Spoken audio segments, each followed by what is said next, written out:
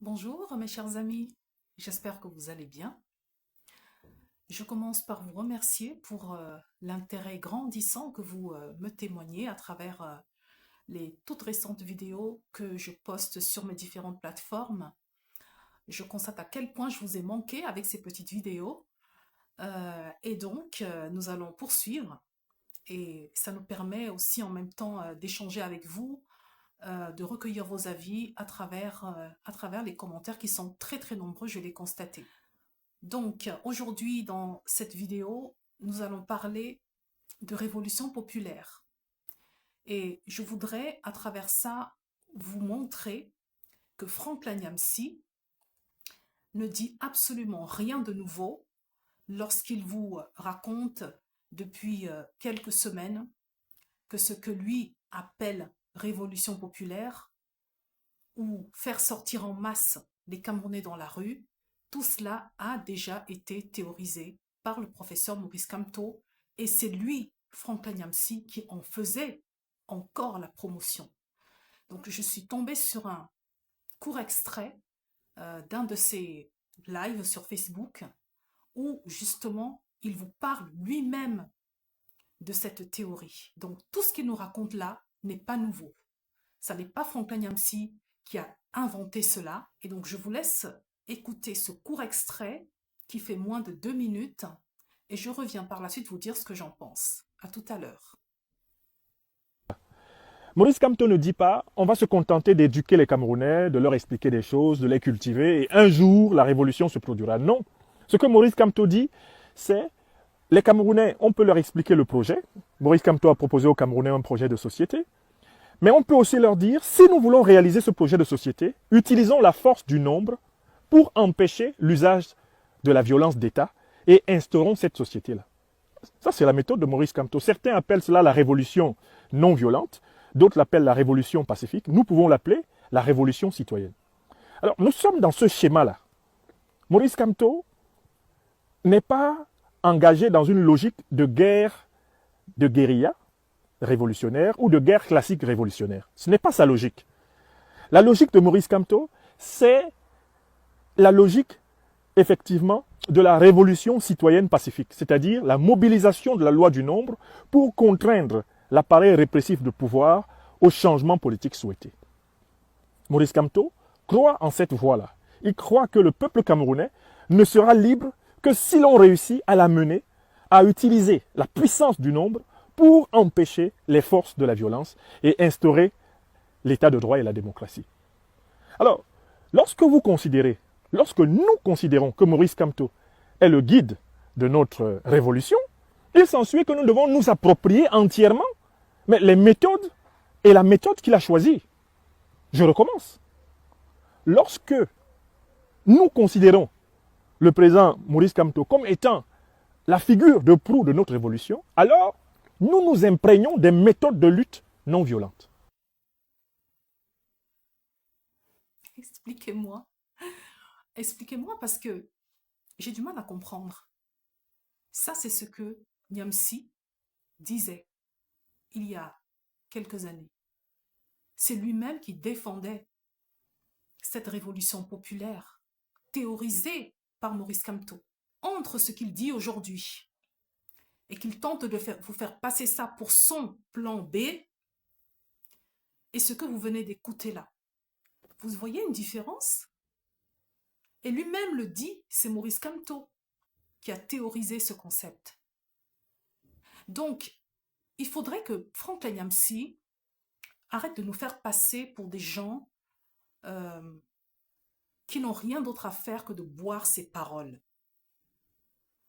Il faut qu'il arrête de croire que nous ne sommes là que pour entendre, boire et digérer tout ce qu'il nous met sur la place publique à travers ces différents Facebook Live. Il faudrait qu'il arrête de croire que nous ne sommes pas des gens intelligents qui pouvons nous faire une idée précise des choses, que nous sommes de simples suiveurs à sa solde. Non, parce qu'à un moment donné, il faudrait quand même qu'il y ait un peu de cohérence dans la parole de ceux qui s'autoproclament leaders. C'est le cas de Franklin Nyamsi. ça compte quand même la cohérence. Ça compte. Quand on veut être le leader, le meneur de milliers de personnes qui vous suivent là derrière, ayez un discours de cohérence, s'il vous plaît. Franklin Nyamsi ne peut pas s'auto-proclamer plus grand penseur des temps modernes en Afrique et afficher autant d'instabilité idéologique. Ça n'est pas possible. Vous ne pouvez pas, le matin, vous réveiller avec une idée géniale, une pensée révolutionnaire, et l'instant d'après, dire exactement le contraire. Ça ne tient pas la route, ça n'est pas possible. Et quand quelqu'un fait ce qu'il est en train de faire là, eh bien, ça a une conséquence qui est radicale. C'est que les gens se détournent de vous. C'est exactement ce qui est en train de lui arriver. Des gens par centaines, voire par milliers, se détournent de lui et ne veulent plus le suivre. Parce que c'est un monsieur qui, à travers son instabilité idéologique, peut induire en erreur beaucoup de personnes. Le professeur Maurice Kamto, dans cet extrait que vous venez d'écouter, a déjà prévu cette révolution populaire. Pacifique, j'insiste bien là-dessus, pacifique. C'est-à-dire que Maurice Kamto veut amener les Camerounais à réaliser que c'est d'eux-mêmes que viendra cette révolution pacifique. C'est eux-mêmes qui, par grappes et par milliers, se déverseront dans les rues pour réclamer leurs droits. C'est un droit constitutionnel, sans rien casser, sans rien lyncher, sans rien faire, juste avec des pancartes pacifiques et juste avec leurs revendications. Tout cela dans la paix et par les urnes. Ça, c'est l'option de Maurice Kamto. Franklin Nyamsi était le premier à la défendre à l'époque. Simplement, Maurice Kamto, lui, il y va méthodiquement.